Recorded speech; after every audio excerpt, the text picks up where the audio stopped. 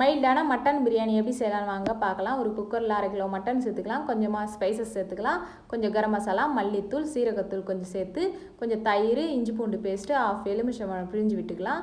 கொஞ்சமாக புதினா, கொத்தமல்லி, கொஞ்சம் சால்ட்டு கொஞ்சம் போட்டுக்கிட்டு, கொஞ்சம் தண்ணி சேர்த்து நல்லா அந்த மாதிரி கலந்து விட்டுக்கலாம். நல்லா கலந்து விட்டுட்டு ஒரு பிரிஞ்சி இலை சேர்த்து ஒரு 5-6 விசில் போல் வச்சு எடுத்திங்கன்னா நல்லா அந்த மாதிரி சாஃப்டாக கறி வெந்து வந்திருக்கணும்.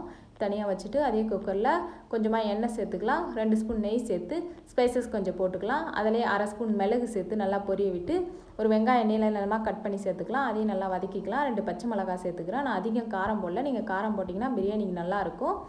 இது கொஞ்சமாக நல்லா வதங்கி இஞ்சி பூண்டு கொஞ்சம் சேர்த்து நல்லா வதக்கிக்கலாம். கொஞ்சம் தக்காளி சேர்த்து நல்லா வதக்கிட்டு மட்டன் வேக வச்ச மட்டனை சேர்த்து நல்லா கலந்து விட்டுக்கலாம். மட்டன் வேக வச்ச தண்ணியை சேர்த்து நல்லா கொதிக்க